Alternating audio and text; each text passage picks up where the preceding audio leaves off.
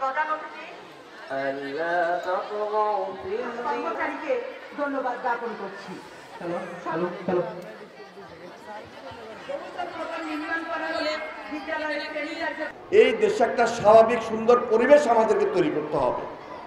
এই প্রজন্মের জন্য, এই দেশবাসীর জন্য একটা টার্গেট, একটা লক্ষ্যকে সামনে রেখে, টার্গেট এবং লক্ষ্যটা কি, যে একটা সুন্দর বাংলাদেশ আমরা গড়ব, এবং সেই জন্য আমাদের একটা ঐক্যবদ্ধ প্রচেষ্টার প্রয়োজন।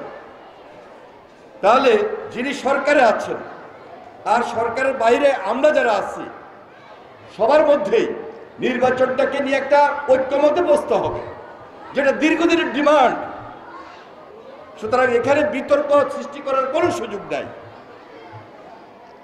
পলাতক ফাঁসিবাদ দুর্নীতি করেছে, লুটপাট করেছে, গুম করেছে, খুন করেছে, হত্যা করেছে, অত্যাচার করেছে, নির্যাতন করেছে।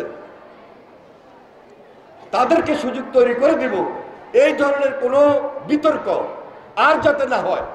আমি বিশেষভাবে এই সরকারের, এই অন্তর্বর্তীকালীন সরকারের সবাইকে অনুরোধ করব, আলোচনার টেবিলে, গোল টেবিল আলোচনা হতে পারে, রাজনীতিবিদদের সঙ্গে আলোচনার যে ক্ষেত্রটা, এটা আরো বৃদ্ধি করতে হবে। এই সুযোগটা কিন্তু আপনাদেরকে তৈরি করে দিতে হবে।